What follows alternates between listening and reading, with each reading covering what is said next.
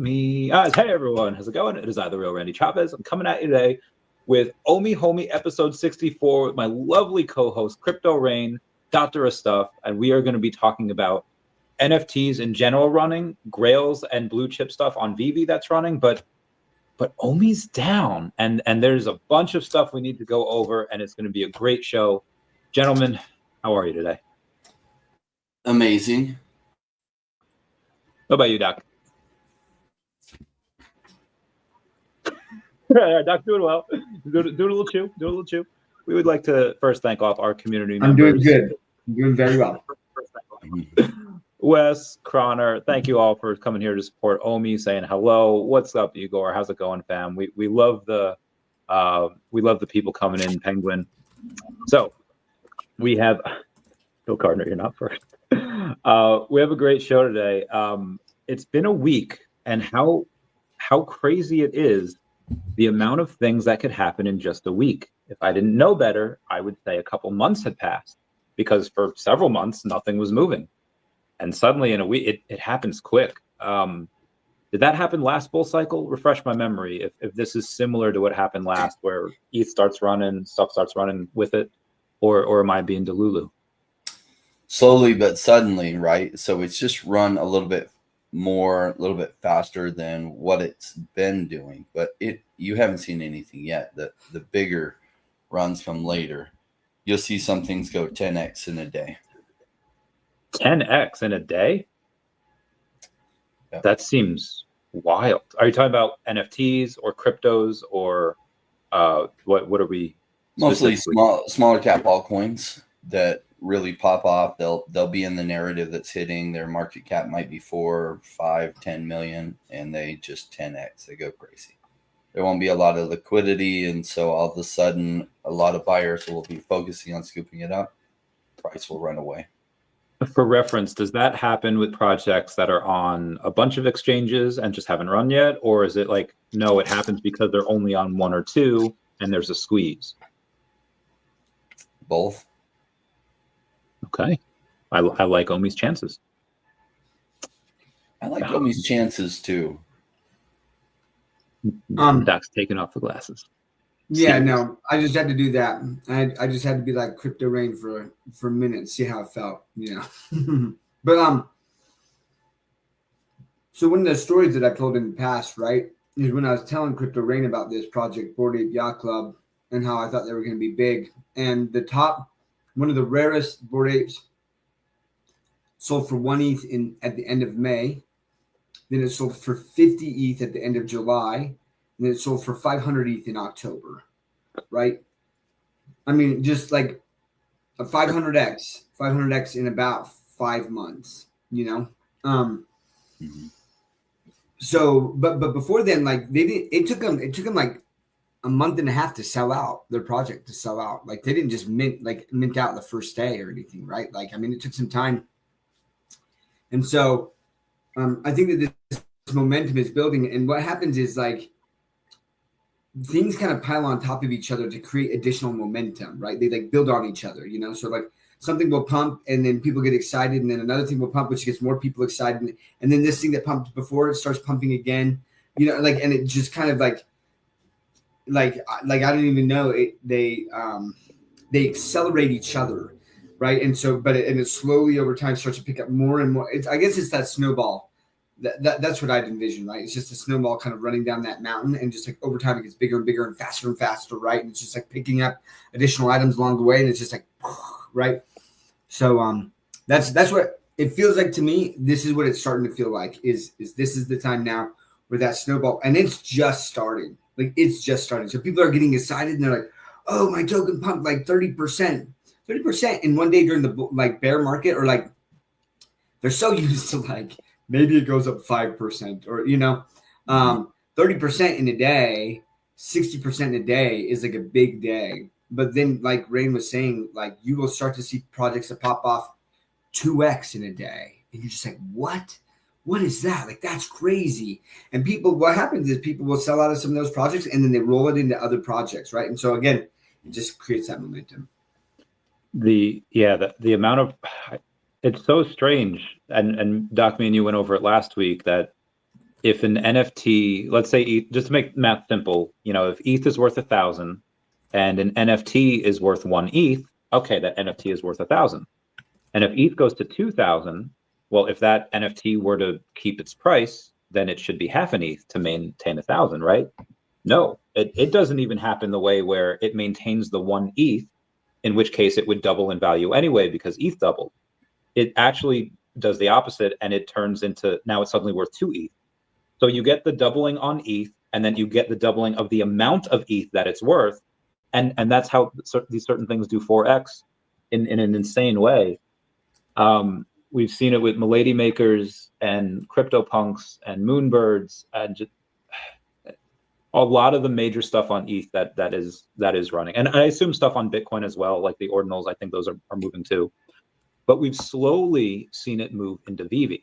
Now, the major things that people are noticing: okay, partner statue goes from $1,000 to $1,800, or Reso goes from like 500 to 1,100. Like these things, I think, are significant because they're grails. The blue chips like Todd go from 300 to 500, but I think gold logo at 5,500 right now. Let's go. But I think what people are failing to miss is, outside of like the Spider-Man that go from 3,000 to 6,000, is the smaller stuff. Last bull market, yeah, the secret rare Spider-Man might have done like a 10 or 20x, whatever it was, but the common Spider-Man wound up doing like a 50x. Like the commons tend to always outperform their secret rare counterpart, and you see it already in the comics. You see Daredevil #6, where that was like $6-7 a few weeks ago, $20 floor. You see a Captain America #25, first stamp in suit. There's a very small amount. People got it at like $10, $20, and because there's only like 318 of those in circulation, went up to like a couple $100. The Avengers #55, I just swept the floor on that. That is the first appearance of Ultron, and I just did the same with X Factor #6. That's first appearance Apocalypse. Because that like they hadn't run yet. Like the Superior Iron Man common went from like $5 to $20, and I missed out on the rest of those comics. It's like, okay, I messed up, but now I've been going in and getting a bunch of these because they haven't run yet. I got off the phone with a guy named J Dubs like 2 days ago because like, hey, what hasn't run yet? I was like, well, Ultra Rare Vader hadn't run, so he took it from like 140 to 355. It's back to like 250 now, but the first movers seem to be the whales. They see something moving. Okay, now it's moving. Now it's go time. And a lot of them are coming in and doing it. But and some of them have bought OMI. But it seems that we're going to catch, and this, like you said, this is just the beginning. But when does that accelerate? Because ETH is at 3,800. It's not even near all-time highs. Bitcoin's almost like 80-90% higher than the previous bull run's all-time highs. At what point do you see ETH going kind of towards that all-time high, and then the effects of that happening on NFTs and VeVe collectibles after that? Well, there's a couple of ways it can play out, but highest likelihood from what it's showing us is that either in the coming 6 weeks, a lot of the momentum happens. And it could be that we're just seeing the early phase of that. Could be that we just have like a bump and then a pullback, and November, December is when the craziness happens. Then there's a small chance that it happens first quarter next year. That's just what the odds are. So we'll see how it actually plays out. I think ETH hits all-time high in the next 3 months. I think it passes it in the next 3 months. You have these ETH treasury companies. One of them has stated that their goal is to own 5% of all ETH outstanding. Wait, who said that? Hold on, who was it? I'll find out. Because there's this one dude that's like the Michael Saylor of ETH, and he wants to own a bunch. This is the guy. Okay. Hold on. It's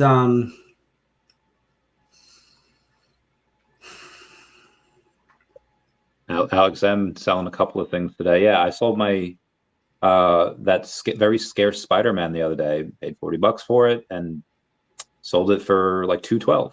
So I was pretty happy about that. Now the floor is like 250, and I was like, oh, probably shouldn't have sold that early. So second scarcest, actually the scarcest Spider-Man, because that's the Spidey Noirs, 88 editions, but it's Spidey Noir. It's not like the normal Spider-Man. So this being the scarcest and a con exclusive, I might have messed up on that. So, it's BMNR with Tom Lee. What's that? BMNR with Tom Lee. That's the one. You said that, right? Oh, yeah. Bitmine, which that's probably the ticker, BMNR. Yeah, there it is. Tom Lee. He said the company wants to acquire a stake at least 5%, And right now, my understanding is he's bought 566,000 ETH. His company so far has bought that. Now, what's happening is we haven't really seen a price movement there, right? Like buying 566,000 ETH should absolutely have moved the price, but we're seeing OTC. So it could have been Justin Sun that sold some of his ETH, right?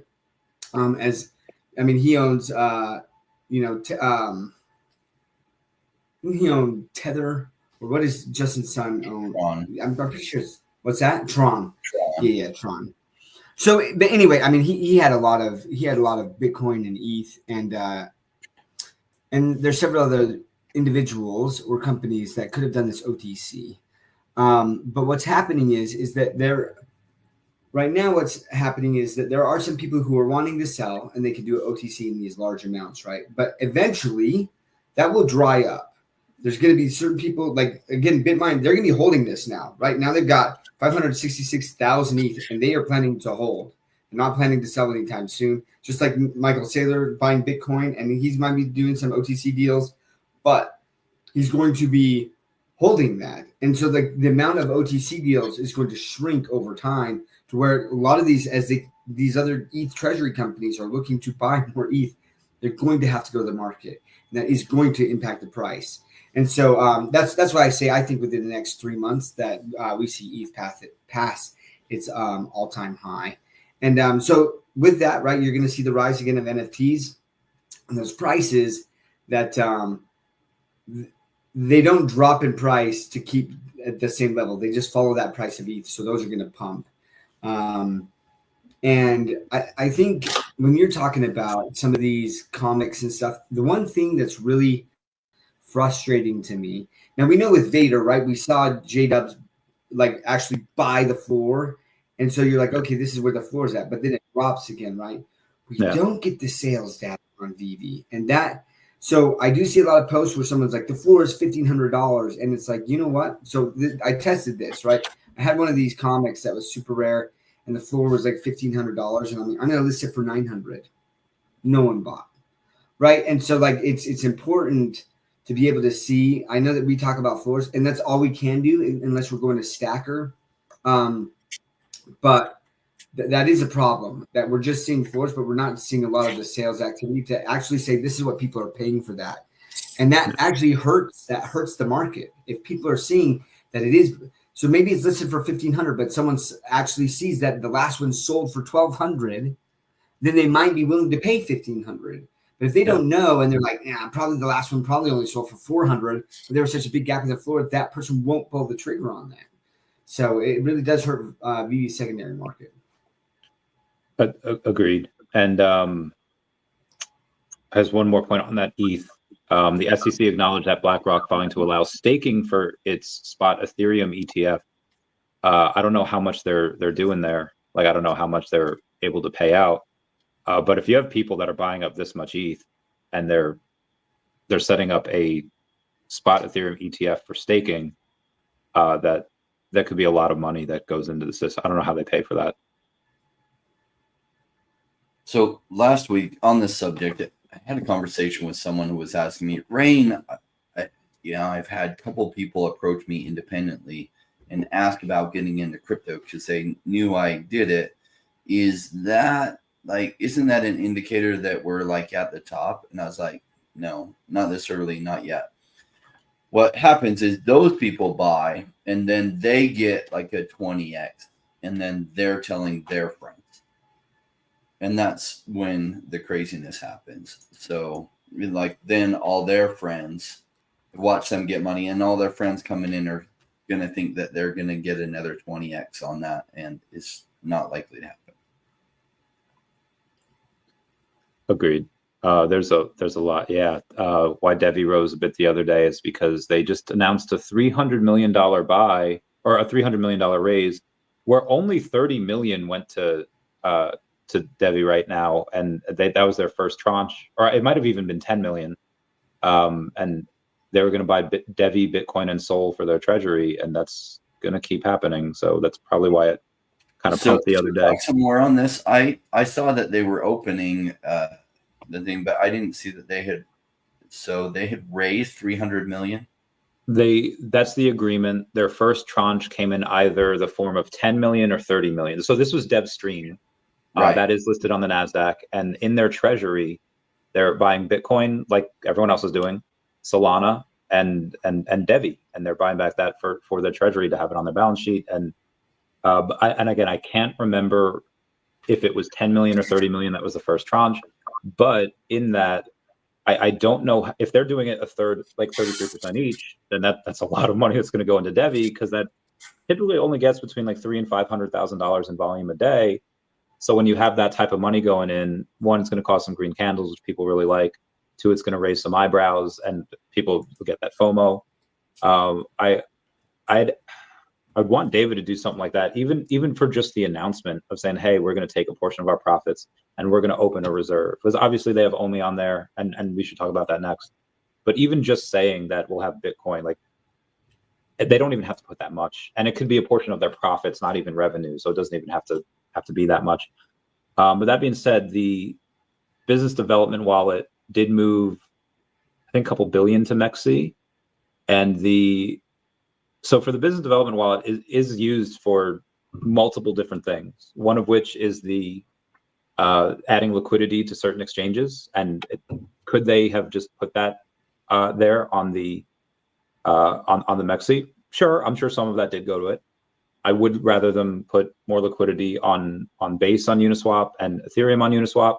But if that's part of what they use it for, cool. The other thing it would be, it is to raise money. Like, that's what the business development wallet is there for. There was a $390-something million sell order at 0002. Not sure if that was them. It could have very well been. Could have been. It could have not been. But let's say if it was, that'd be like an extra $70-something thousand, I believe, at that 0002 price. I'll just put that in here real quick. If it was 392 times 0.0002 is $78,000. Make it even numbers to do 75,000. What could VeVe do with those funds, or what could Acomi do with those funds?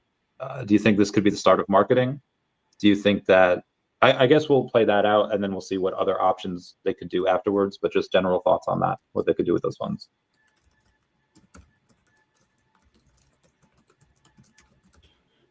I don't know what their financials and their books look like, right? So marketing, targeted marketing might work. I'm curious to see more about their upcoming announcements, what they have. Like, a lot of times crypto people were like, yeah, they need to do marketing. And a lot of times marketing is just throwing money out there without the return on what you're investing, especially when your narrative isn't hitting. So it's easy to burn through $2 million, $70,000, $100,000, $500,000 in marketing and not do anything. And then, of course, your fan base that was pushing for more marketing be like, no, you did the wrong kind. And it's like, what do you do? Like, they're going to Comic-Con, they're going to these different things, and they're building relationships with other companies and collectors that are at those events. So that's probably smart marketing. Running commercials for VeVe, you'd spend like $30 million really, really fast. And would that lead to 30 million new users? No, it wouldn't. Agreed. Doc, I checked your channel. It worked for me. So I just gave it a little. Yeah. Sorry, Only Child was like, your channel is broken or something like that. And I saw that before. I was like, huh, I don't know. I know what that means. So while you figure that out, I'll have a follow-up question for Rain. Rain, if there was like, this is one of the ways that they could raise money. They could sell from the business development wallet. Another way would be to sell part of the company. What are your thoughts? Like, hey, this is exactly what it's for. I'm okay with this. Or would you rather say, like, listen, I understand why you couldn't raise capital when the lawsuit was going on. You didn't know what the company would be worth, et cetera, how much you'd have to give. But now that that's over and all that, do you think it might be a better move to just sell a piece of the company? Because there has been a bit of FUD about that, about them, whether justified or not. There has been a bit of FUD about people, from people, about them moving that amount of OMI. Do you think it might have been better to maybe just raise a little bit of money, sell 5 or 10%, and then never really having to do that? Well, if they were selling 5 or 10%, it'd be a bigger chunk of money. So I guess it depends on what their goals was. So I would rather see them sell 5 or 10% when there's a little more momentum in the crypto market. There's more money flowing in because they'll get 5 to 10 times the amount of money. So I don't know what they would have needed to raise $70,000 for, but sure. I mean, they have lots of tokens in their business development wallet, so I don't have a problem with them doing that. I would have loved to have $70-something thousand set to the side and be able to buy all that. Good price. Somebody will look back and be like, man, you know, whoever was buying into that sell order, I think they're going to find they did pretty good for themselves. I think so too. I also wish I also don't have access to Mexi. Doc, what are your thoughts about them moving that large amount into there? Do you think it's justified? Do you think it's that it's their company and they clear, like, we're obviously all operating with conjecture. We might see 20% of what's really going on. More stuff's going on behind the scenes. What do you think of the move? Could they have done it better? Is this something that they should announce? Or is this something that is like, okay, it's better that people found out this way so they don't try to front run the token and sell it before they do? It doesn't matter what they do. People are going to get mad. Unless they, like, whether they do full communication, no communication, like they're going to piss off someone. Listen, I just feel like the founders, their whole goal is to make this company succeed. And so they're doing whatever they need to do to try to make that happen. I'm not worried about it. Like, if they're selling, billions and billions on us, that's a concern. Like, I'm not seeing that, but like, if they really are dumping like billions on us, I'm like, why? And at that point in time, if it's a super large amount, then I think it would be very important to make an announcement saying, hey, this is the purpose behind it. We are getting ready for this bull market. We're seeing the NFT movement, right? And we're moving some money into marketing. And I agree with Rain that like there's a time where, your dollar goes so much further as hype goes up. But like Big A was saying right here, is that he said, look, June 30th token was at 10 cents and people were set. They went full push this past month. Token price today is 50 cents. Now, here's what I would be doing.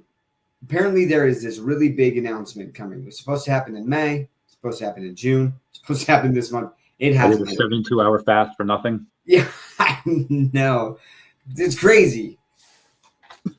I think that there's got to be a reason for that, whatever that is. But if it really is a super big announcement, right now would be the time, like, to start building up this marketing campaign where I would start paying crypto influencers.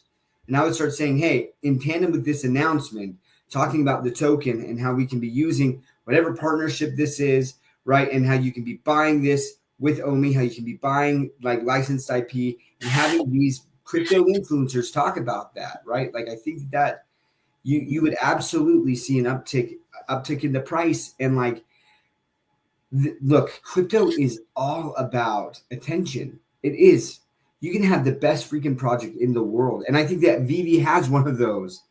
But right now, they don't have the attention. Now, the community, shout out to Crypto Cosmos, shout out to VeVe Viral, shout out to some of these others who are really, really taking a stance and pushing this stuff. And it's been exciting. And it's gotten a lot of people excited. And when you're combining that with the prices of these other NFTs, CryptoPunks, Bored Ape, Moonbirds, people are seeing that. That's where everyone's talking about how whales are coming back. The reason they're coming back is because because number one, the price of these NFTs right on Ethereum are pumping, but then also the hype that's starting to come from the community, and it gets people engaged again. And that's just the start of it. If they can get crypto influencers who really have a big following and they can talk about, because it also adds credibility to the project. When other crypto influencers are talking about it and they're saying, hey, yes, you can buy Ethereum, you can do these things. However, also, like you can buy this on VeVe. It is on Immutable X, the layer 2 solution, right? Like there is a marketplace. You can do all this stuff, but in Stacker, you can actually use crypto to purchase these things. I really think that the token would be pretty substantial, and a lot more people would be selling in OMI, and there'd be a lot more burns, which then again, it kind of starts that snowball as people get more and more excited, and it builds and builds and builds. I think that using that in tandem with this big announcement, whenever that's coming, and I really hope it's coming relatively soon, could be very, very, very beneficial for the token and the, getting attention. Yeah, I do think that if they go through that marketing, they have to be exceedingly careful on who they do that with, because we just had something with DeLorean where I was one of the KOLs, and I must have been one of the only KOLs that didn't sell, because when they started off at like 1.5 cents, whatever, it immediately dumped like 60%. Like there was no lockups, there's nothing. They all dumped. And I think that could be a good project at some point. I don't want to show it here, get into that, but if VeVe or Comey makes that same mistake, like, hey, we're going to do this massive marketing push, and then they pay them in OMI or they pay whatever, and it has the opposite effect. Again, if they pay them in OMI, you might just have everyone dumping at once. Rain is shaking her head. Why no? Yeah, don't pay them in OMI. Pay them in stable coins. Yeah. Yeah. Okay. Yeah. So it's probably a good thing that if they are going to do that and this is for marketing, then they would pay them in either ETH or stable coins as opposed to. A lot of these new companies launching, they don't have stable coins, so they're paying the KOLs in their token, and a lot of KOLs are just pay to play anyway. Like if they can make $500 from shilling something, even if it savages their audience, they will do it because $500 is a lot of money to them. They're living in their mom's basement, and their credibility doesn't mean very much to them. And it wouldn't make sense for OMI to pay them or Comey to pay them in OMI token anyway. Stable coins would be the appropriate thing, because otherwise these KOLs might just dump the OMI token. They don't really know it. Like I have seen a lot of companies hire KOL groups to push things, and it can have some short-term effect. So you can do a campaign for like a month and a half, and usually you time it with some announcement, and you might spend $70,000 up to a couple $100,000 to really make a push, and it will sometimes increase the price of your token because it gets enough traction that then it hits more awareness and it goes up some. If it's coordinated with the bigger narrative push that everyone starts thinking metaverse or they start thinking digital collectibles, then it would have an amplified reach. And it would take something that's going to do a 50x anyway to maybe a 400x. Yeah. Wes, we just went over that last 20 minutes. So Uno Sean has said this a couple of times here, not 100% sure who he is, about the team needing to win the trust back. And I've seen this argument in many other communities as well. The devs aren't as active enough, or what are they doing? The price is down. Like the devs can control the price of ETH and what happens. But and I've seen this in multiple other places. And as soon as the prices start to rise, suddenly the devs can do nothing wrong. Damn if they do, damn if they don't. So suddenly the devs can do no wrong because of the fact that the price is up and this is what happens. So I feel like it's all about sentiment. The sentiment on VeVe is generally pretty positive now, but I get that it's not with OMI. So Uno Sean, if you want to comment down below what you think it would take to win back your version of trust, let us know. But do you guys see some validity to that statement, being like, hey, they should be more communicative, they should be going on other people's podcasts? I think that you covered it in that. Like, what does he mean by get the trust back? Like, what does that look like to him? And shout out to Uno Sean. Uno Sean's been here for a long time. He's been a supporter of the channel. I don't know if he's still in your Patreon group, Rain, but he was for a while. Uno Sean's cool guy. really like Uno Sean. And I can listen, I will never take away from the feeling that a lot of people feel very frustrated with VeVe. Like, I get that. There have been multiple times throughout the years that I've gotten really frustrated with things. So I get that, right? But I'll say this too, like, I've seen projects where people have, they get frustrated and they leave, they sell their tokens. And I'll say this, like, some of them have just like not gone back into the project, right? Like even like when things go well,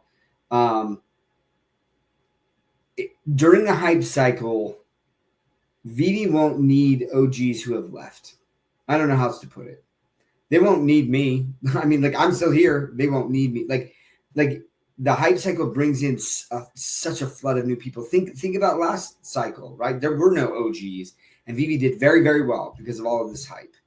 Now, would it be great if they could do things right and they could bring back the attention of the OGs, right, who had spent a lot of money and they already know the ecosystem, they know all this stuff, and new users? Yes, that would be fantastic.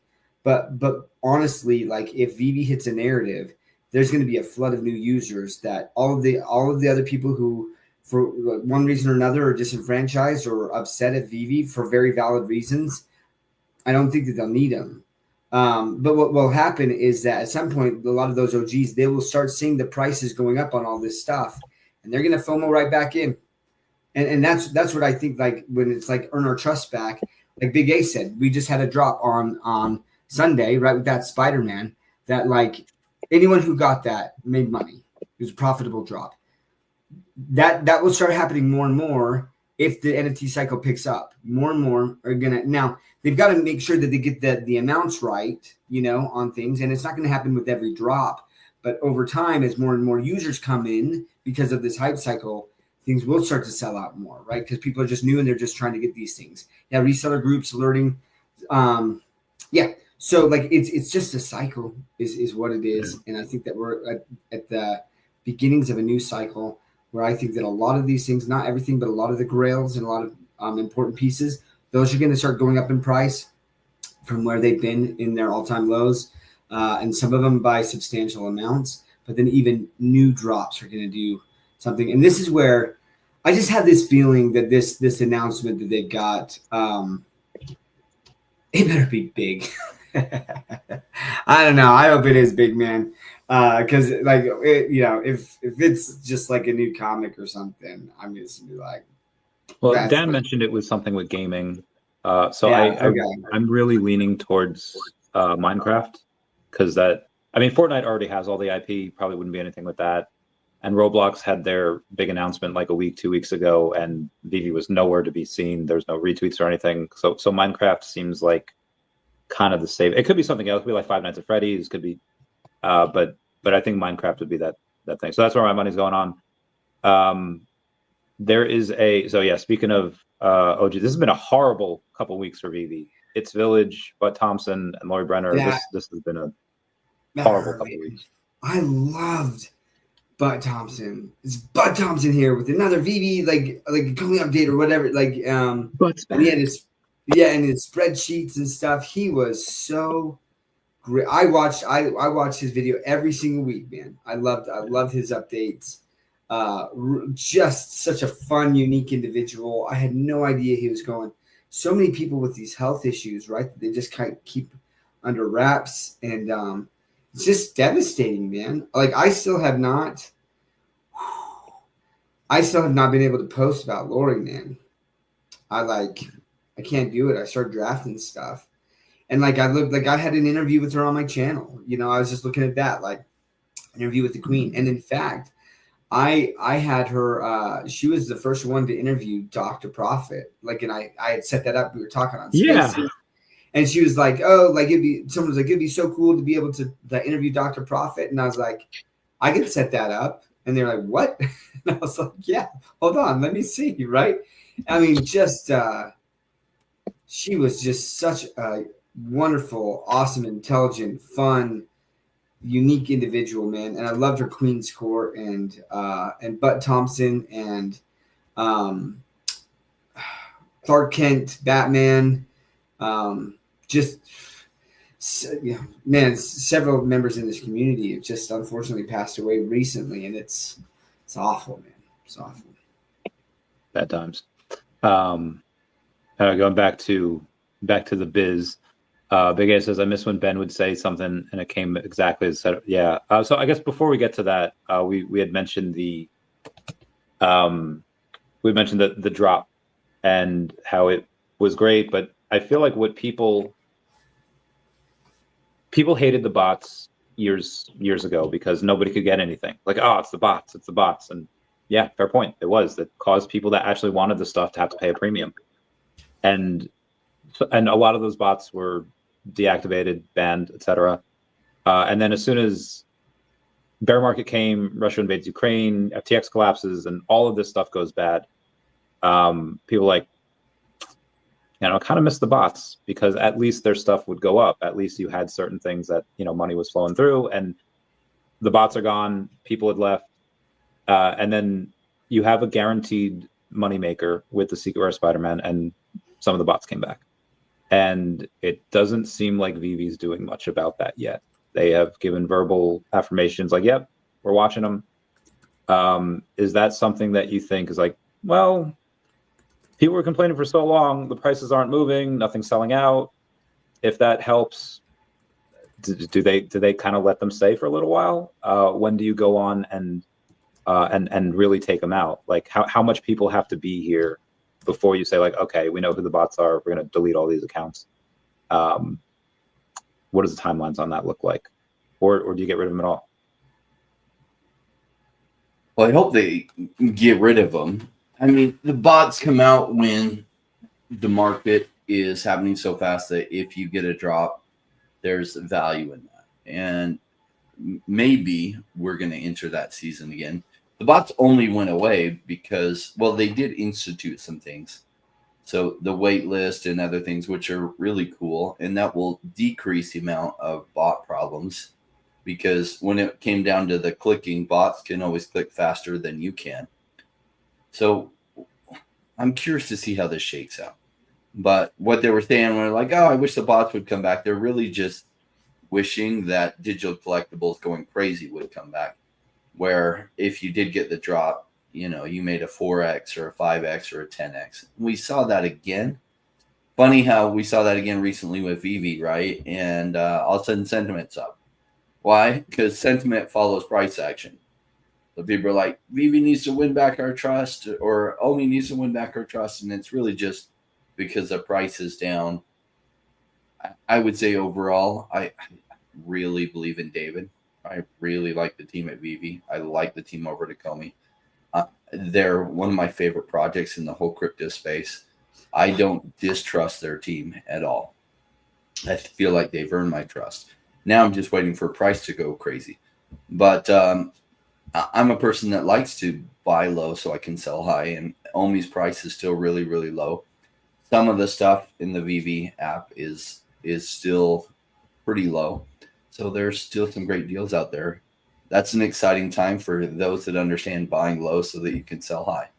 That's great. Now, the funnest time to be in crypto is if you bought well and then prices go crazy. And that's what we're hoping comes.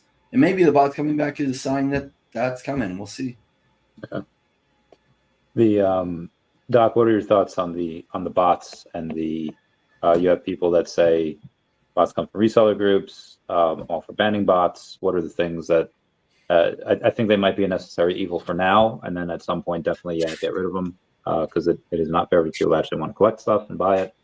But your thoughts on, do we ban them right away? Because like right now, wind the clock back 2 weeks ago, there were multiple days where we had like 500 something people, which is like active daily use, which is like trash. But over the last week and a half, there's been like 2 days that we've had under 1,000 people, and every other day was over 1,000.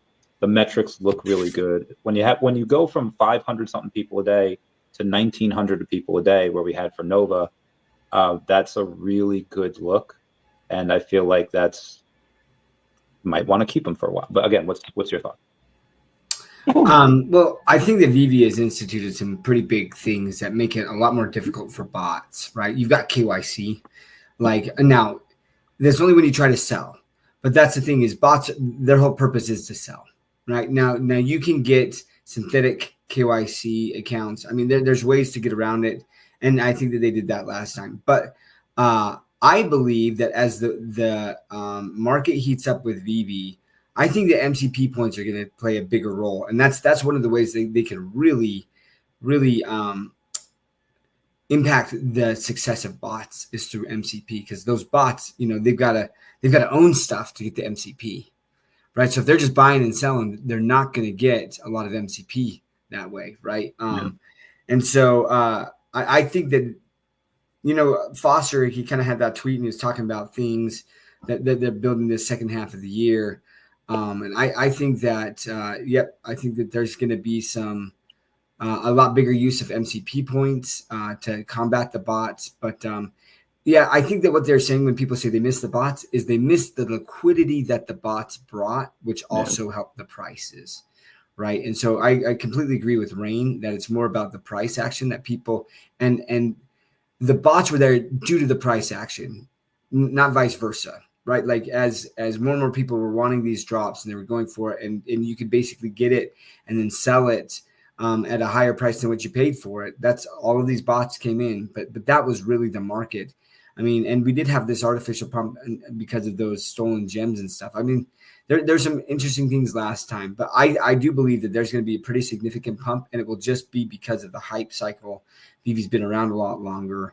And so, but I think at some point they'll have to address bots to a certain degree.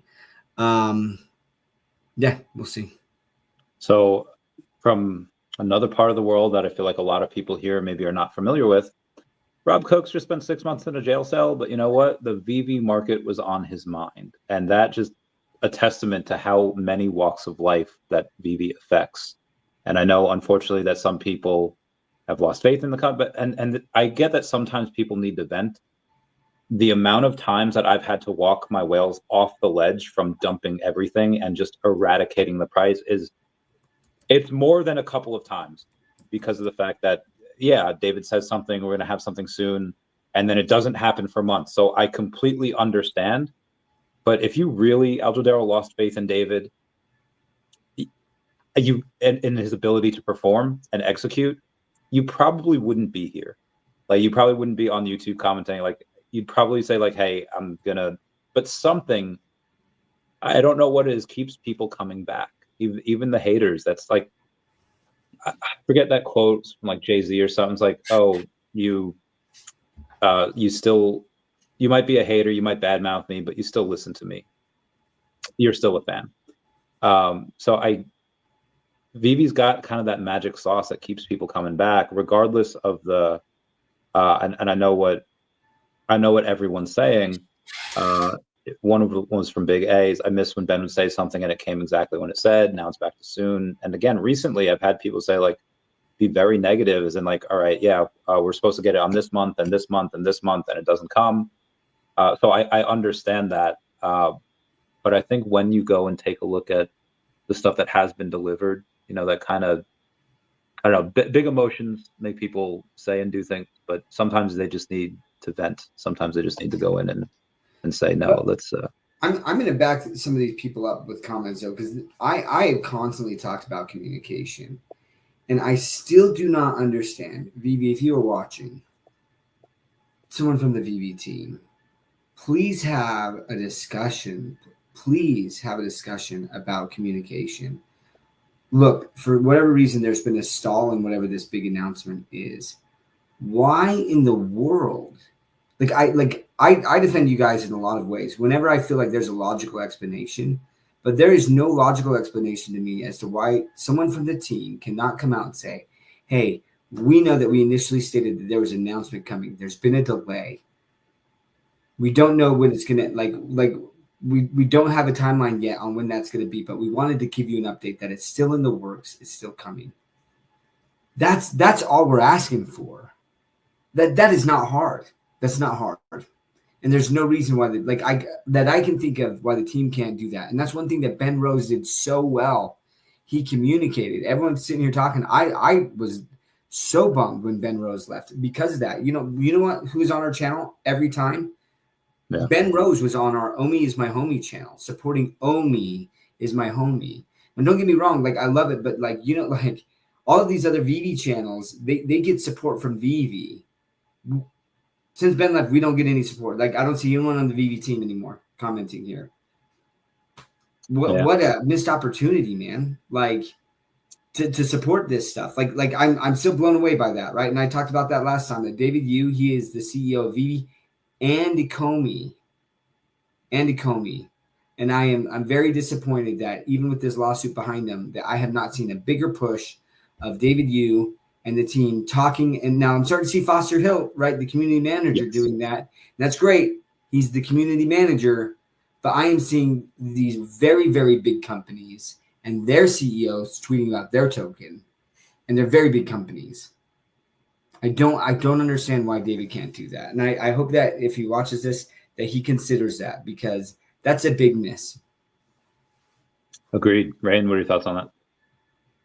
Bring back Ben Rose. We would all love that. We love Ben. Yeah, Ben is pretty awesome. I think he is working for a lot. The weirdest thing, he's working for an insurance company now, a motor vehicle insurance company, and I'm not 100% sure why.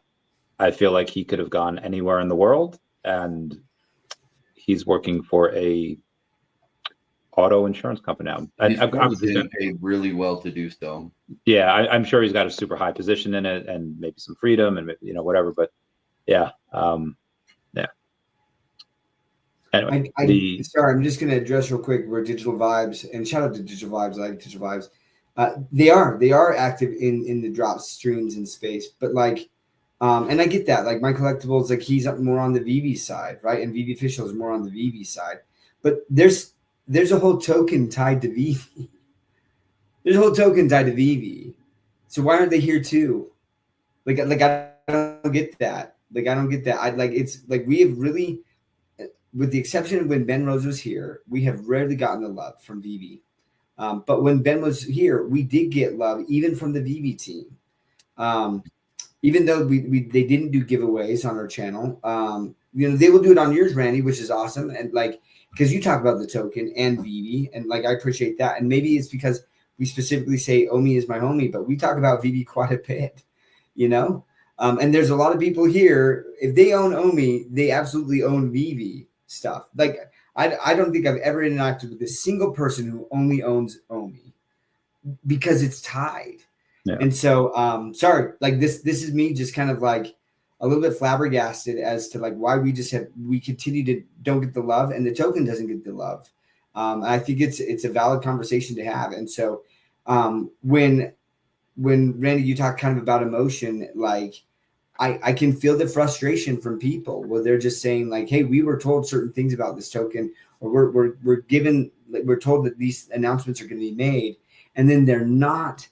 Listen, life happens. Like this happens all the time in business, right? Where like there are delays. That's normal. But communicate with people, communicate with us, the community, and just saying, hey, this thing is still in the works. I'm so sorry. There's been this delay. We're really excited. We'll keep you updated.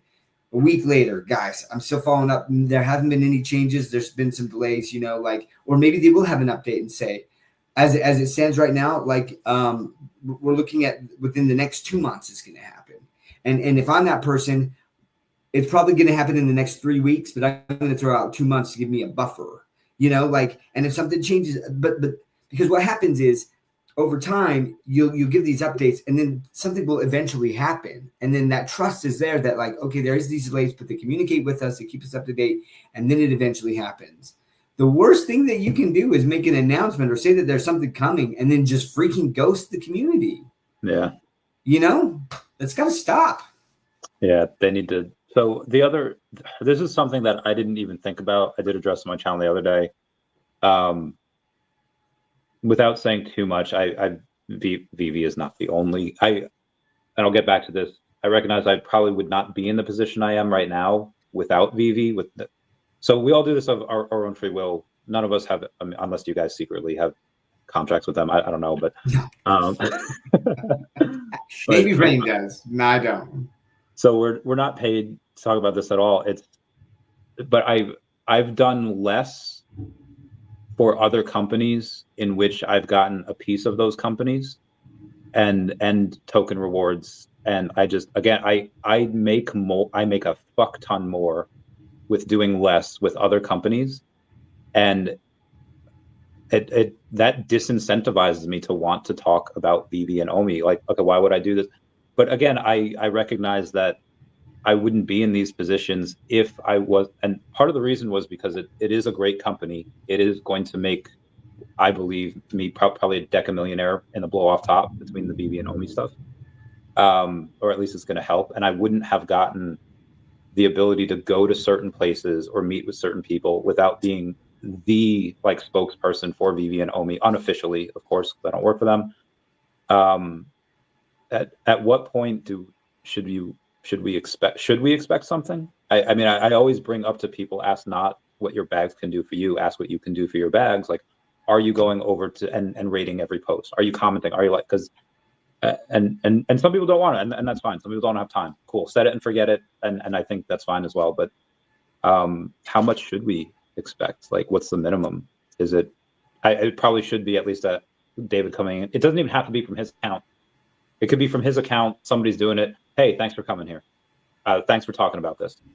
And that would probably doesn't take too much out of his life, even if he has to pay someone a couple $100 a week to do that for every single person, David YouTube account or David's X. Hey, thanks for doing this. Feels like it doesn't take much out of his pocket or out of his life, but would mean the world to a lot of people that are doing it.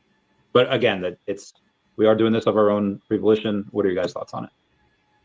So I have very big expectations from the VeVe team. And for what they do on the channel, my incentives are for my audience to teach them about investing in stuff and help them recognize things. So VeVe is kind of lucky that they get my attention without paying for it in any way, because I like what they're doing. I think it's massively undervalued. And so they're getting me to talk about them for free. They have to pay me. So sometimes they take that for granted a ton. Why? Because they didn't have to pay me. Like they did some sponsorships with like BitBoy and Ask George or whatever, and with Cryptos R Us and everything. And those people didn't know anything about it, and they did a terrible job covering Omi and VeVe because they don't even know what it is. They just took the money and like thank you and ran commercial spots for them. So they get my attention because I love it as an investment, and I hope they make me a ton. Now, do I wish it also would translate into them coming on the channel more? Yes, them paying attention more. That would be great. What I hope and what they better do is really deliver on making VeVe the #1 digital collectibles app. If they deliver really solidly on that, sure, I'll complain that they didn't give us more attention, but really that's what I'm here for, is for that investment to really multiply tremendously. And if it becomes the #1 digital collectibles app, I think Omi does incredibly well in that environment. I think the VeVe digital collectibles do incredibly well. And that's why I'm here. Do I love that they often take us for granted? Because Omi for a long time was treated like the redheaded stepchild. Oh my gosh, it's not a VeVe thing, it's about Omi, and we have to distance ourselves from Omi. I get the regulatory environment sucked. I get that we're also no longer in that environment, and maybe there's just like a continuation of the culture that they felt that they're like, oh, we've kind of taken Omi for granted for forever, so we can continue to. Sure, whatever. Make VeVe the #1 digital collectibles app in the world, and I'll be really happy. Mess up on that, well, there's other companies I can put my focus on and put my investment on. Like I cover Omi and VeVe because I think my investment in this will do well. There's a lot of reasons why I like it, and I'm always explaining to the audience why I'm putting my own investment dollars here.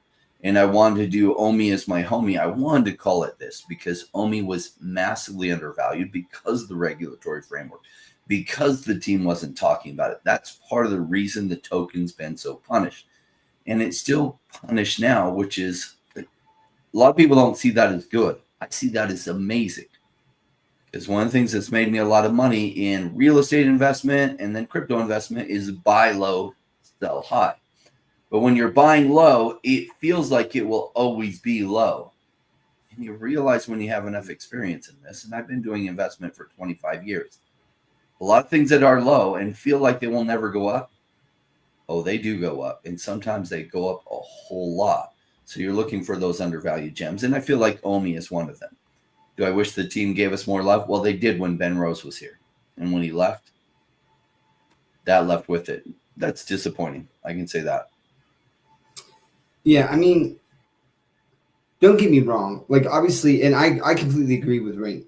Like, if VeVe if VeVe doesn't exist, the Komi token's dead, right? So VeVe has to be the focus. You build VeVe, right? At the same time, a lot of people came into VeVe through OMI. So it is a symbiotic relationship. So as long as they're building out VeVe, they should also be focusing on the token. And again, for the longest time, like Rain said, like regulatory environment, there was this lawsuit. They couldn't talk about it. David was on this channel and told us that basically they were under orders to not seem to be manipulating the price of the token at all. Which, if they talk about the token, like, there's so many ways that could be interpreted and be like, oh, like, you know, they said this and then the token went up or it went down. He's manipulating the price. And you get in more trouble. So I can absolutely understand why at the time they were very, very cautious about saying anything about the token. However, that is over. And again, whether it's a couple tweets or something like that, I'm not saying that these guys got to come on here and like, we've been doing this without even before Ben Rose came, we've been doing this show, but it was great when Ben Rose here, we finally felt like we were getting some support. I just wonder why. Like, it is intriguing to me. We're the only OMI show out there. The only one. We're the only OMI show out there. There is like how many 15, 20 VeVe drop streams and spaces and everything like that. And it's like, all like the large majority of them, if not all of them, have had some sort of collaboration and drops and stuff like that. And yet we don't. And like, I guess I'm perplexed. We don't need it, but I do wonder why. And maybe it's like, I haven't asked. Maybe I should ask. Maybe these other channels have asked. So that could be on me. That could be on yeah. I haven't either. So it might be on us. Might be our bad. Oh, we have asked David to come on stream, and he has come on stream. Have we asked him like on the regular? No, but hey, maybe we should reach out and say, David, could we get a commitment from you to be on our channel once a month? Yeah, at least once a month to talk. And about it doesn't have to be for an hour, like 2 hours. Like, it could just be 10 for minutes, 10 minutes, like whatever he can, like whatever, like, but something, like that would go a long way for the Ecomi community, who's also part of the VeVe fan. And it's not like, and I don't know if I should say this. It's not like we're sitting here with like our hats on sideways, like, yo, we think always gonna go to $10, yo. Like, I feel like we're, for the most part, fairly intelligent, like very successful in each. Someone's gonna clip this and just gonna make me. I feel like some of the most what we have here reminds me of old school spaces, where you had professionals coming in that were titans in their field and say like, hey, this is what I've done. This is why I'm putting some of my money into this and they give exceedingly good reasons for it.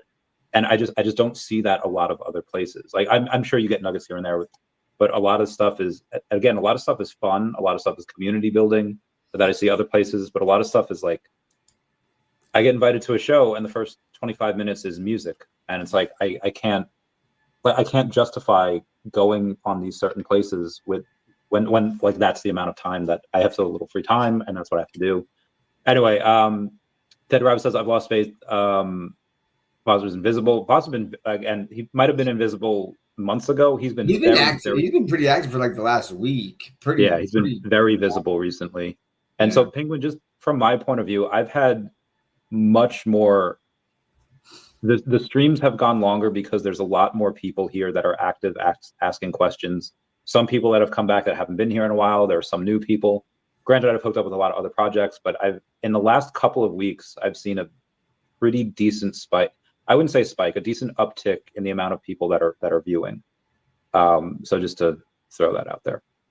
A few days. Yeah, Spore went down. I bought a little Spore the other day because they have launched, like they do these launch pads like every day. Like it's every day. And I don't know how much money they're making on them, but they're crazy active. So I bought a little more. What do you thought? Well, yeah. So really framed in the question is what the heck with Spores, meaning like why hasn't the price gone up? But where is the price of blockchain gaming tokens right now? In the toilet. So do you expect Spores is going to be somewhere else? I mean, so when blockchain gaming goes crazy, launchpads related to blockchain gaming are likely to go crazy. So when launchpads do well is when people, it's almost like the VeVe drops.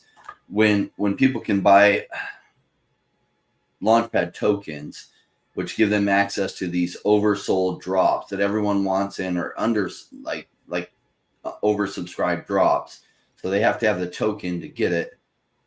Well, that'll happen when blockchain gaming is going crazy and people are trying really hard to get in the drops on the Spores Launchpad.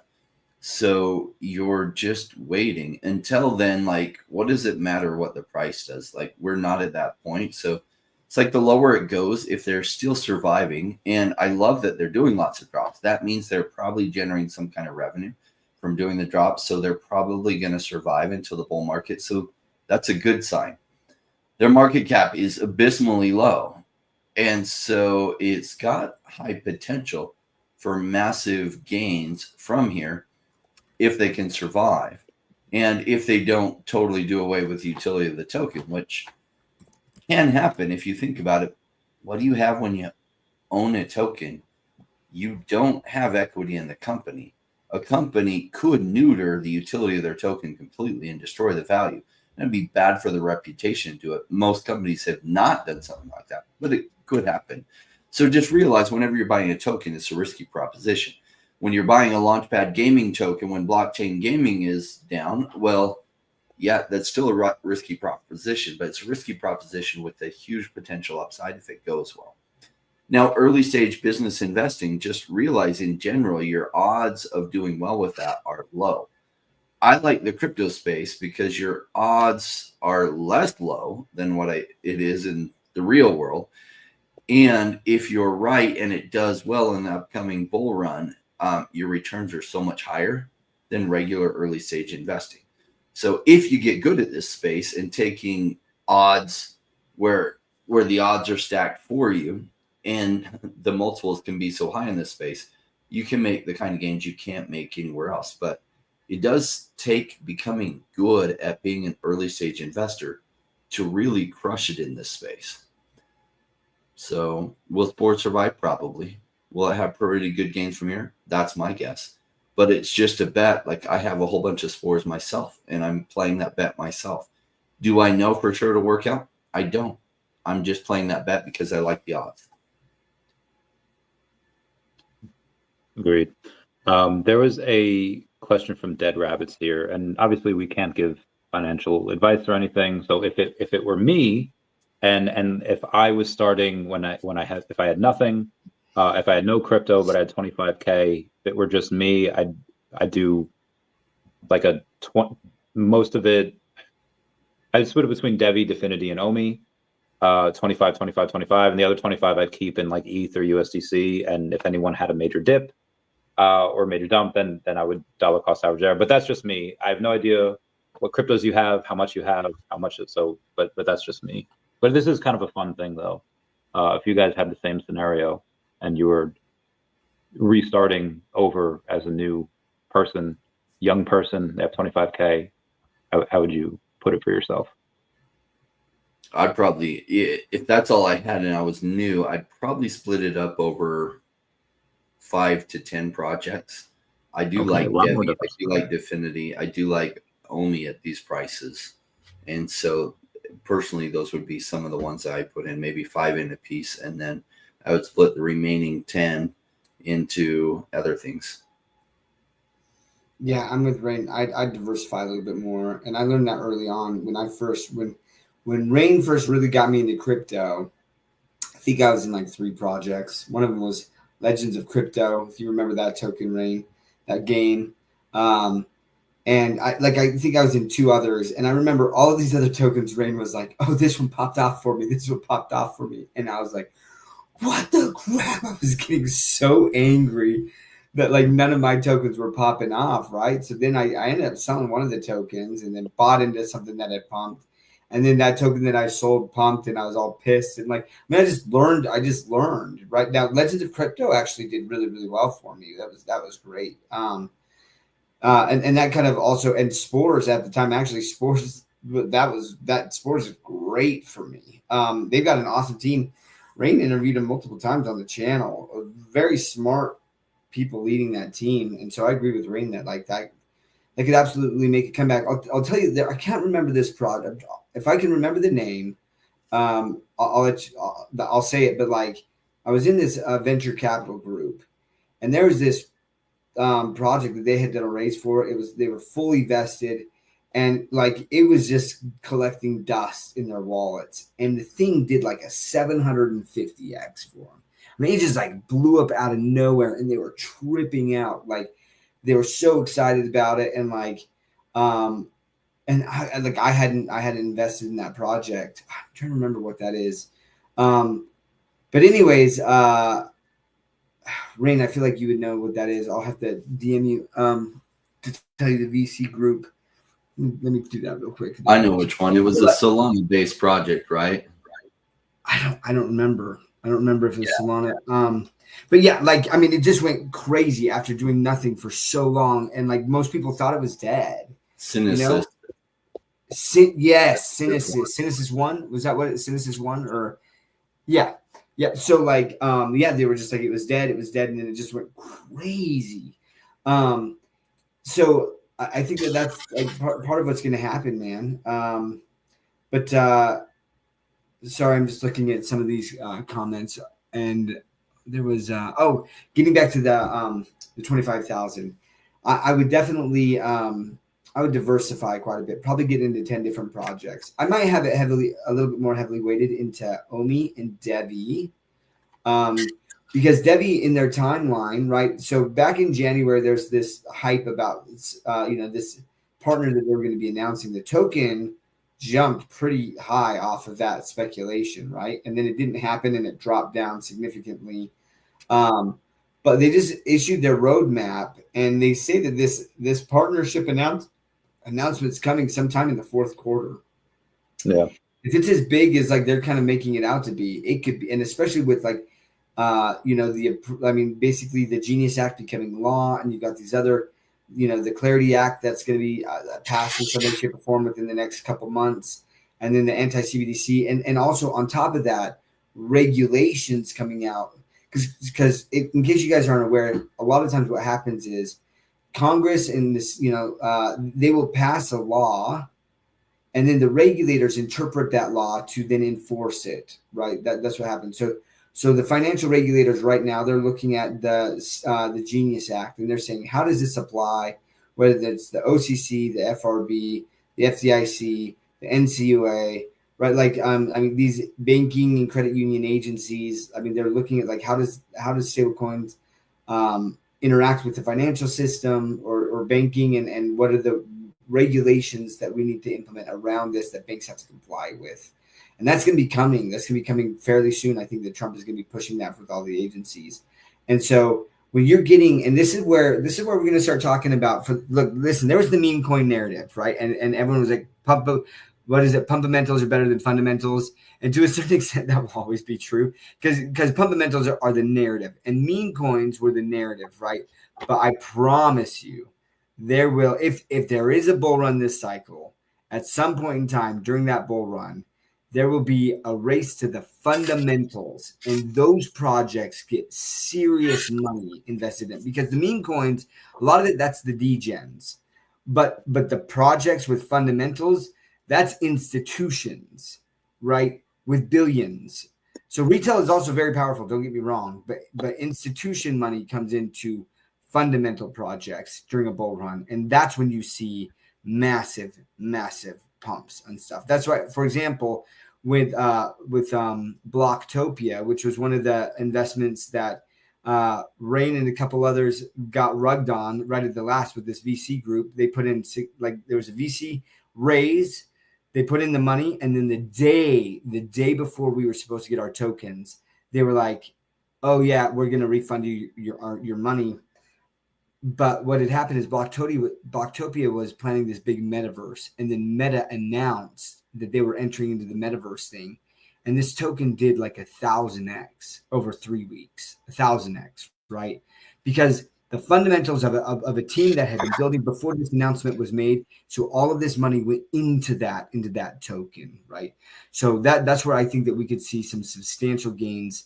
And I think that VeVe has that fundamental. They have some of the largest IP in the world, licensed IP. I thought that is going to be a thing. If there's NFT reserves, if there are NFT reserves, they are going to look at like what these major companies have, because who knows if Bored Apes are going to be a thing long term. They probably will. But if I had to place a bet on whether or not Bored Apes is going to be here longer or Disney NFTs are going to be longer, my bet would be on Disney NFTs. If I'm an institutional investor, my bet is on Disney NFTs. It really is. Agreed. I mean, it's easy, and it's one thing if you get someone that's a hedgy, that's really young, that's like in their 30s, and they're kind of into Web3. Cool. Yeah, they might be more into like the interoperability, et cetera, because you don't have to worry about the underlying company as much. But if you're head of some of these people, like you're handling people's retirement accounts, it's a much easier sell to the board. Like, hey, we are going to be going with nostalgia and passion and fandom. And the first appearance of Mickey Mouse and Spider-Man and Batman on the blockchain is a much easier sell to your board that you can play with in VR and they're high-end 3D digital collectibles, as opposed to these pixelated animals. And again, Pudgy Penguins is probably going to continue to go up. Same thing with Milady Makers and Bored Apes and Dick Butts and CryptoPunks. I can't believe those words just came out of my mouth.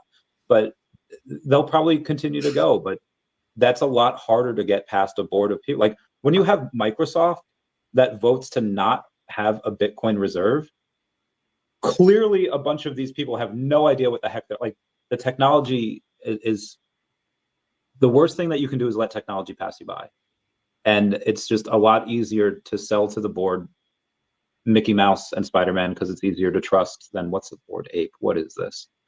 And the communities tend to be a little bit more better. I feel like the communities around us are probably a little bit. I've seen the gold logo parties, and I've seen some of the parking lots that Bored Apes have their parties in, and there's just a difference in quality of certain things. In my opinion. Hold on though. I mean, back in the day when Bored Apes were big, man, I mean, they had parties with like Snoop Dogg. That's true. Concerts. I mean, they had some pretty massive stuff. Yeah. I got to roll, gentlemen. Mr. Rain. Both. Everyone tuning in. Rain. Appreciate you guys. We love you, Rain. All right. We'll see you later. Good seeing you. I did not do a meow, meow, meow. I forgot to do that the last time we talked. I did not do a meow, meow, meow. It's all good. It's all good. Yeah. Thank you, Dead Rabbits. We appreciate it. Appreciate the. We're try to keep it up. There are. Rain said he would have it that 25K in like 10 different projects. I was like, damn, that. I don't know.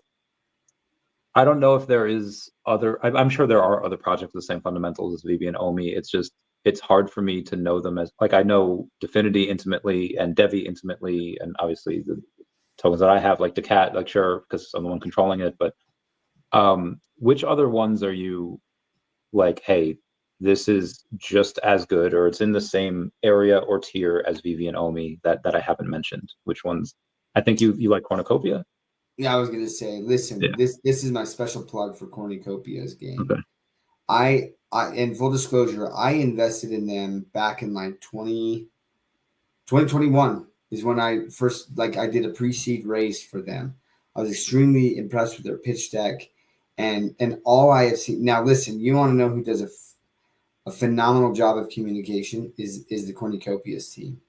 Almost every single week they have a Copy Cafe where they talk about the updates and everything that's going on. And you know what they do when there's delays? They communicate it. And has the community gotten pissed at times? Yes. But overall, And listen, like I was in there the other day and someone was pissed because the price hadn't gone up in the token. Even though they communicate and everything, like you just can't please, like, you know, it's like, I'm sorry. I'm sorry that, you know, you invested and your expectation was that the token was going to pump and it hasn't pumped yet or done any of that. But put on your big boy pants and own that, you know, because it's not like this team isn't building a freaking phenomenal game. Guys, if you have not seen Cornucopias Game, I am telling you, you need to check it out. It's special, man. So like I am extremely bullish on Cornucopias. And I say that, listen, I don't know if the token's gonna like pump, but if Web3 gaming becomes a thing, like people are gonna play this game. Like they've taken it to multiple like Web3 conventions, and anyone who's played it has said this is incredible. They had no idea it was out there. They all really, really liked it, and it's only gotten better from there. So Cornucopias Game, I have to shout that out. And then Genomes DAO, I think that's another pretty strong fundamental project.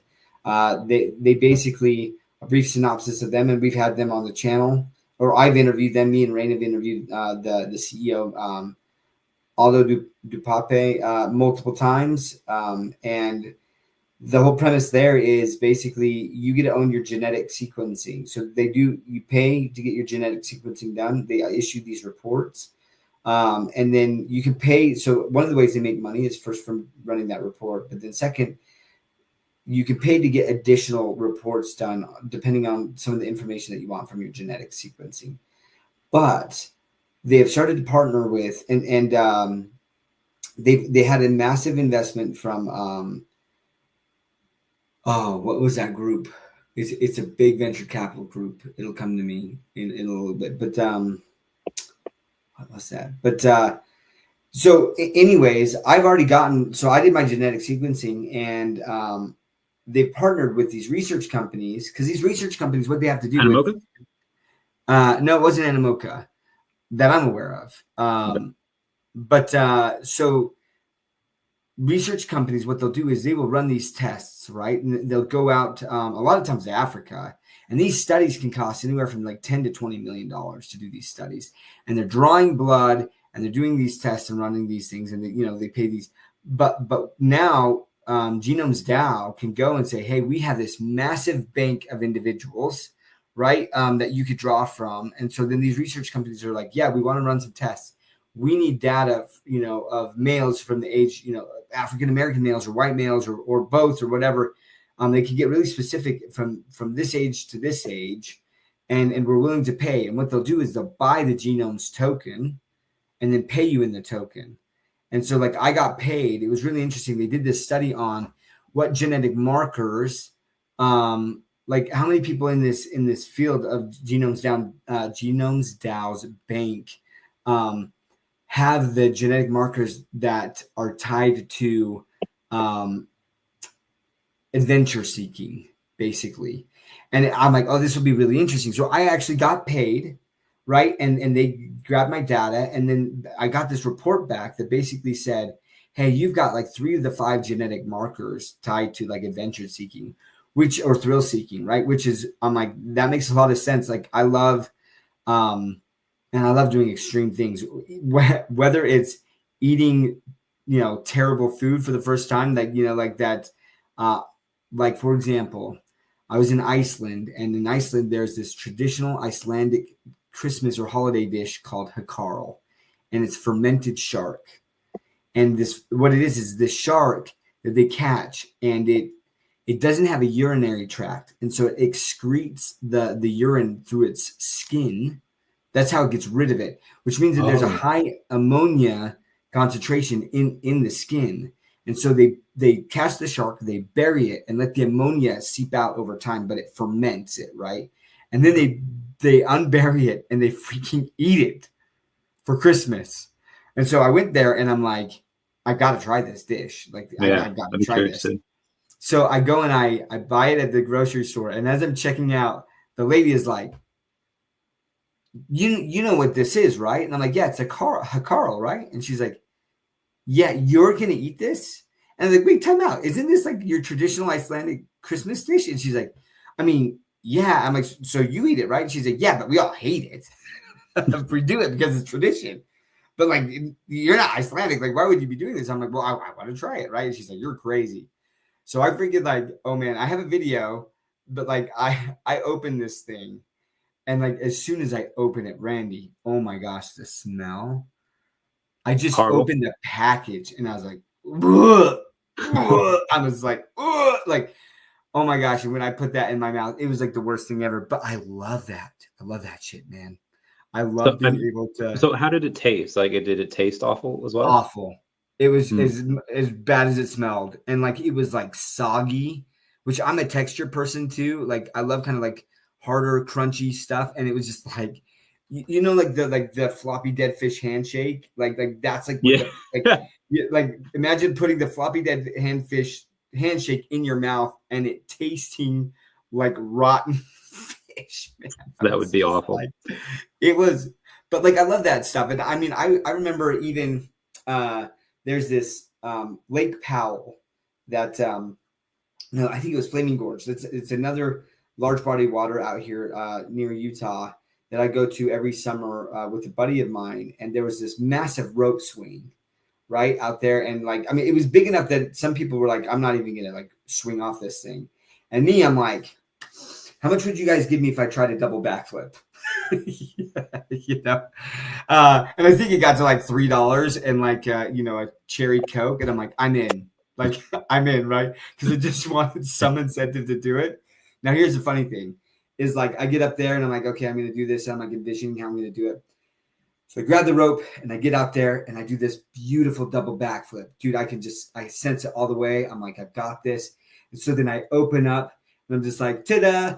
And what I didn't realize as I opened up was how close to the water I was. And so as I opened up, like you kind of like unfurl and my legs, I was still spinning backwards, right? And I opened up my legs and my legs, I opened up into the water. So I'm spinning backwards and it creates this drag that then whiplashes me into the water, just whoosh, right? And I probably was 30 feet up in the air. And I do this whiplash. I legit thought I died. Like, and I say that because like, it was just like, boom, like this, right? And then it's just completely quiet and it's dark because like I'm in the water and I'm staring down at like, you know, 150 feet or something like that. Like, so it's just pitch black, but above me, it's all light. And I'm like floating up, right? And so like, oh, I'm floating up to heaven. I died from this double backflip in the water, man. And then I breached the water and it was like insta headache. And I was just like, oh, I'm alive. I was just like, oh, like I just climbed into the boat and just like didn't do anything else the rest of the day. But sorry, those stories were tangents. Basically to say that it was so cool to see that my genetics actually show that I have these markers for thrill seeking. And that truly is a part of who I am. Surprise. Do you gamble? I feel like you don't gamble. Maybe okay. I do. All right. Yeah. Not a ton. Yeah. I forgot. When I was in San Diego, I bought the lotto ticket for Saturday. Did someone win on Saturday? Because if they did, maybe it was me. The Powerball. Oh no. Check it. While you're checking that, your story about the fermented shark got me thinking. There's a guy, Jokum, from Norway, it looks like. It says, quick and easy dinner today. And it looks like some fish skin with some lettuce, I think a pickle on a pretty plain looking piece of bread. And someone requotes it and they say, Mexican food would hit the Nordics like smallpox hit the natives. Because like if you're up at, like there's definitely no good Mexican food places up in Nordics and Norway and Iceland and Greenland and all that. I feel like some of these people that are out there, if they just get like, now I'm not even saying like Taco Bell or Chipotle, like they get like a couple of Mexicans or even like Columbus, any South American food with all the spices, like they could make so much money over there. The amount of flavor, it might be too much for them. I don't know. Both look healthier. Well, I did a 72-hour fast and well, it was 69. You didn't win? Well, no one won the Powerball jackpot on Saturday. So I didn't win the Powerball jackpot, but I might win something. But it's in my backpack downstairs and I'm not going to run and go get it. So yeah, that's fine. I'll just have to check later. 300 million, I guess. I guess that's the thing. I've tried to win the lotto many times, getting a pool of people together. All right, we're going to do, $10 a share, and how many shares you want. And yeah, was this just for Cali, or was this Powerball like worldwide or America wide? America wide. Yeah. Oh, okay. So I always do that whenever I travel for work to like DC or New York or like anywhere I can. Like I try to buy and I try to just buy whatever jackpot, whether it's the Mega Millions or the Powerball, whichever is higher at that time. But I do remember one time, like when the Powerball got up to like $1 billion, like over $1 billion, right? And I was like, I just like drove to Idaho. I'm like, I gotta try my luck, because you never know, right? Like I understand my chances are like abysmally small. I think it's like you're more likely to get struck by lightning twice or something like that than win the Powerball. But it's like, I'm still gonna freaking try, because it's that part of it. It's just like the adrenaline rush of like, this could be me, right? And you're just like, oh man, if I had all this money, this is what I'd do with it. But here's something funny. So it's not funny, actually. It's really sad. But the large majority of lottery winners, right, they end up back in poverty within like 3 years. Yeah, super quick. Yeah, and like I saw, so way back in the day in college, I was working at this gas station, and there was these apartment complexes behind me, right? And there was these regulars that would come in all the time that we just knew because they lived in these apartments behind us. So this family one day rolls up in this souped up truck, and I was like, that's an amazing truck. What the heck? And they were like, oh yeah, we won some jackpot in Vegas, like $3 million or $1 million. I can't remember what it was, right? And I was like, oh my gosh, congratulations. They're like, yeah, we're out of here. We're buying a house. Da, da, da, da. No joke. Less than a year later, they moved back into those apartments, completely broke. And they were like, yeah, we gave our money away to family. Like, it was so sad. And the reason is because a lot of these people, they've never learned how to manage money. So when you get a large amount of money, they don't know what to do, and they just spend it, right? No one's there to, I swear they should pass a law that basically is like, if you win the lottery, like over $1 million, like part of that money goes to a financial like advisor to like train you or to like walk you through some basic principles of like investing and stuff like that, to try to, you're not going to be able to save or help everyone, right? Some people are just going to do what they're going to do. But like, man, like I think that could have saved so many people. Yeah. Yes. Agreed. And I agree with Big A. Financial literacy in high school. Man, I didn't know that. I'll tell you what. So in college, I was a loan officer for a bit, right? And I made good money. I was working part-time. Again, I'm like early 20s. And I think that I was making like 80 to 90 grand like a year. Part-time, yeah, not bad. Part-time, bro. Part-time. Like, remember, this was the wild years, right? Where like real estate was going up like crazy. Like you had all these no income, no job, no asset loans or whatever like that. The ninja loans. Yeah, the ninja loans. Now, I never underwrote any of those. I was like, someone tried to do that, and I was like, I'm not going to do that, man. I'm not going to put you in that situation. So they just got it from somewhere else, but I wasn't going to do that. But anyways, I had no idea about taxes at the time. I mean, I knew I had to pay taxes, but I didn't basically know that like as self-employed, you get double taxed. Oh, like I was 1099, like there's so much that I didn't know. And all of a sudden, like Mr. Taxman comes and they're like, you owe like, 12 grand. And I was like, what? I mean, it shook me. Right. And from there, I was like, I need to learn.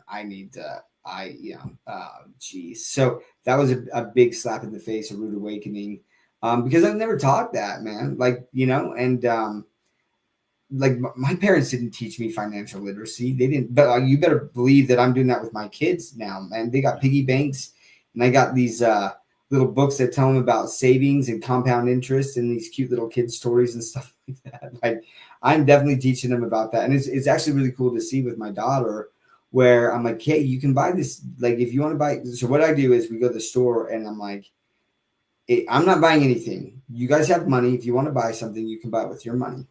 And it's good because I'm like, hey, is this something that you want, or do you want to save up for something bigger? I know you've been talking about, my daughter really wants this 3D printer, which is like $650.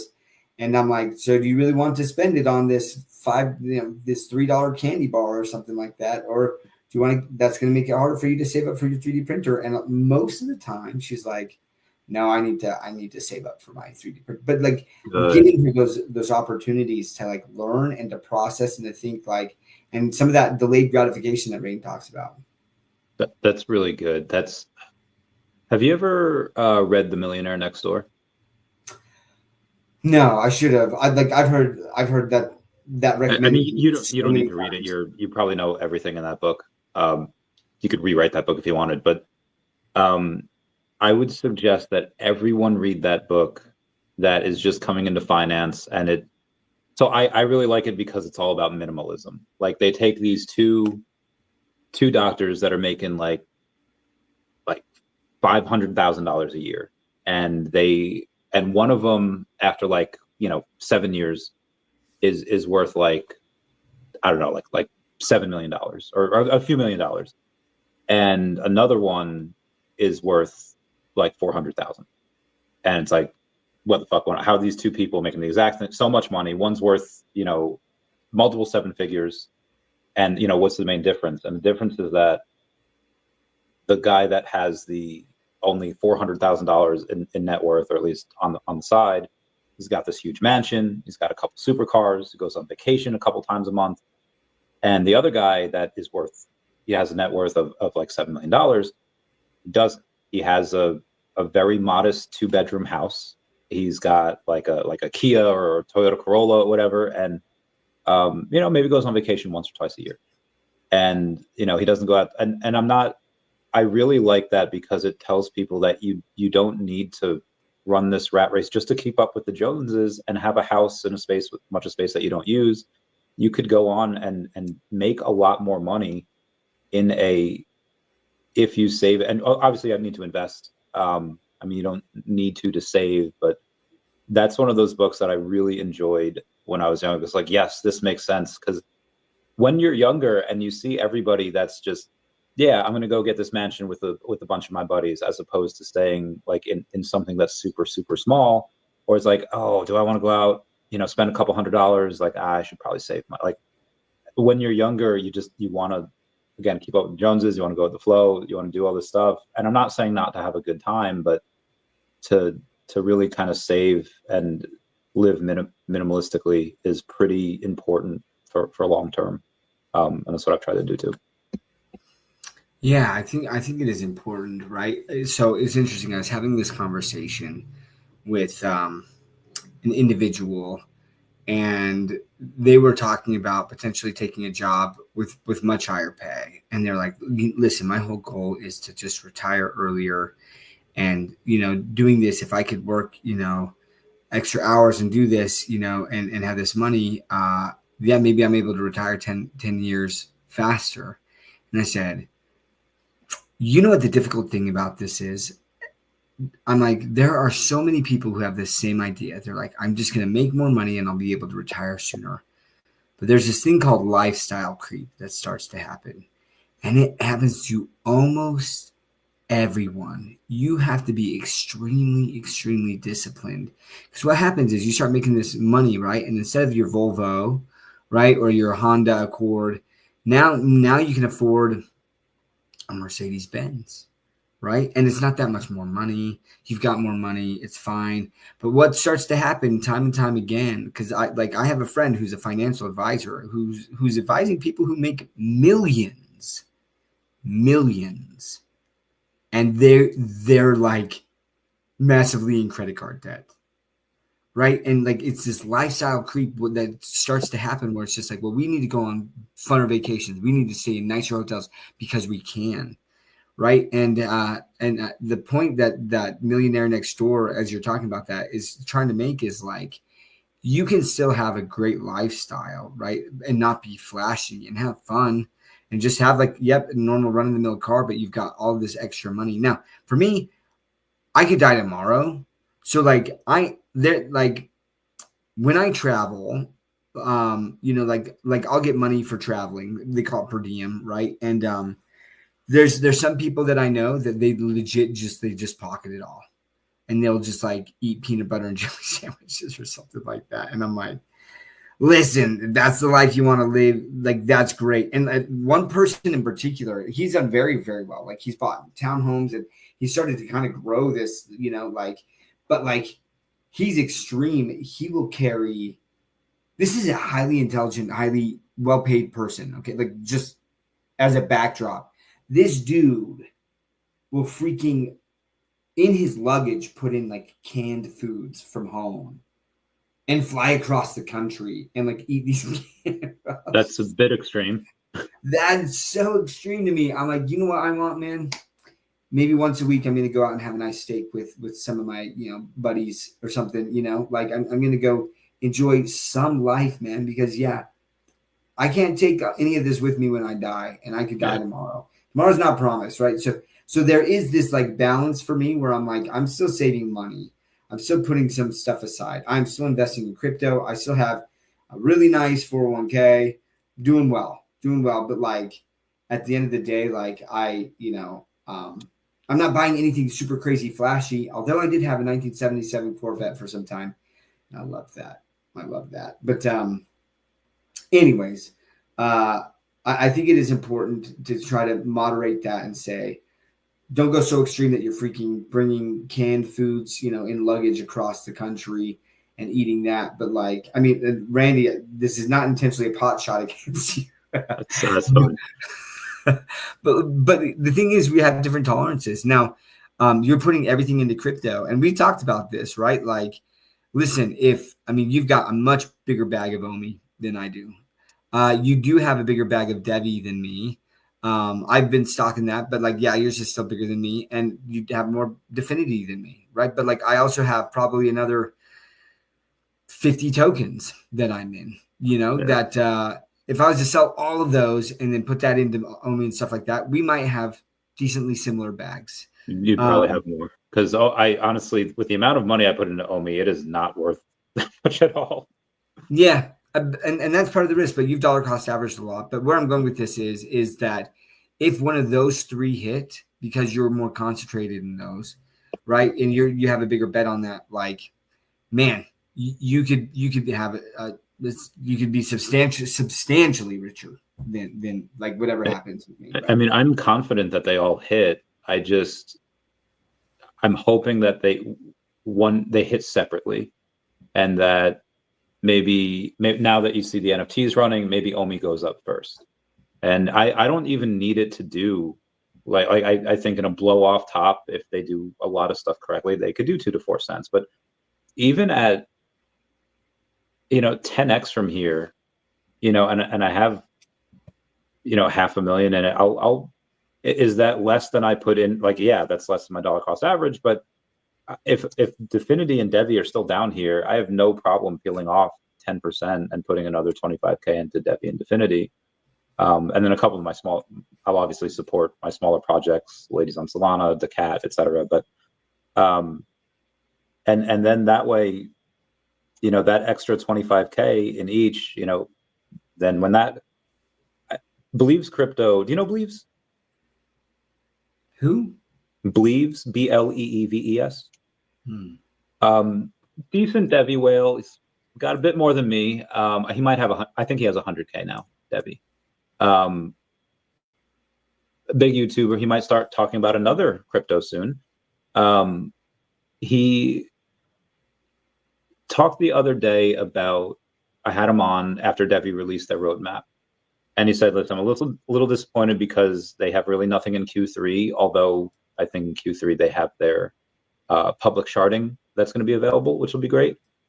He said, but I remain exceedingly bullish because of the fact that Q4 they have their announcement, whether it's London Exchange, New York Stock Exchange, Beijing, whatever. They have an exchange partner. And he said that when that comes out, he believes it's going to be between $25 and $70, which is a really, at $50, it's 100x from here. I don't need it to go that crazy, although I think it might. If that happens before anything else, and we have, somewhere in the 7 figures of that, we could get $1 billion or $2 OMI very easily, or we could buy up great amount of the supply of Definity, more than we already have. So I think that you don't need to have one project do 1,000x. You can do a 10x to a 10x to a 10x and be super safe with it. So that's like kind of the, and again, like out of your 50 that you have, I'm sure that there's a couple that you mentioned that you have the same amount of belief in as VeVe, DevvE, and all that. But there's probably a couple of them where maybe you're not sure. It's like, you know, I really like it. They have some good fundamentals, but you're not sure because of whatever reasons. But they hit and they go crazy. And if some of those of yours that hit even just like a 5 or 10x, and you're rolling into something that you're still pretty positive on, but it hasn't moved yet, you could wind up doing that like a 10,000x, just doing a 10x to 10x to 10x. How much money is too much money for you? Like, how much do you get? Like, would you get scared if you have like, okay, I have $80 million and this is, I don't know what to do with half of this? No, I would be afraid of like too much money. Listen, I mean, at some point you get to like $1 billion and like, that's when it's just like, what do you even do with this much freaking money? Like, yeah. I mean, you could spend it on, and I say that because I want to make an impact in the world, you know, like, so yeah. Could I go buy like a freaking yacht or like, you know, like, could I find ways to just blow that money on myself and like just live kind of crazy? Sure. But like, that's not like, I don't want that. Right. So, I mean, I've talked about this in the past, but like, if I somehow just made some crazy amounts of money, I would start a nonprofit where, because there was a time where I lost my job and I was unemployed for like 4 months. Like in around 2010. And it was a really stressful time for me, man. You know, like I had a like young family and I was just like, what do I even do right now? And I just know that there are people like economic cycles happen and people lose their jobs and they can be struggling for a while. And I would love to own like an apartment complex that's a nonprofit that's very well run and basically has its own trust where, you know, the investments kind of help cover the costs as much as possible of just like remodeling or whatever. And basically run this nonprofit where someone who loses their job and has a family can apply to like live in this condo for a year. Even if they get a job, that they for a year they're set. And they just don't have to worry about that. After a year, like they've got to move on. But like, so they get a year to just live in a nice place to shelter their family and stuff. That I would love to, that would be one of the biggest things that I would do just because I've been there and like, I had a lot of people like help me along the way. I mean, luckily I was still able to, you know, keep a roof over my head and stuff. And I didn't taint my credit score, but there's just stuff like that can really set you back. And I mean, I had savings and some things, but anyways, so too much money, like, I don't know, but I wouldn't be afraid. Even if I had like $500 million in my bank account, I would not be like, oh, like, no. Well, the first thing I would do is I would set up like a trust, you know, so that no one could sue me. I mean, I grab an attorney and structure my finances in such a way that like I didn't, as an individual, didn't own those assets, because you just get those freaking, you know, vampires that just want to, you know, leech off other people and stuff, and they'd find a way to break their leg on your property and try to sue you or something. Yeah. I tried to get a trying to kind of find my person, settle down before this whole big bull run happens, because like there's a quote from Drax in Guardians of the Galaxy 2. He's talking to Mantis and he says, I think it's good that you're ugly. When you're good looking and people love you, you know, it's because of your looks. But when you're ugly and people love you, you know they love you for you. And beautiful people never know who to trust. And it's like, oh, that's a good line. Yeah, the amount of, you know, it's that double-edged sword. Okay, now you go from an average or above average amount of options with women to suddenly, you know, if you're worth in the 8 figures, suddenly that number that skyrockets to like most women. And then it's like, oh man, they love me. And I've had this issue like all my life. It's like, okay, do they like for me? Do they like me because I'm a boxer, I have a decent body? Did they fall in love with the military uniform? Do they like me because this very successful in this very small corner of the internet? I feel like that gets hard. Do you have any advice on that?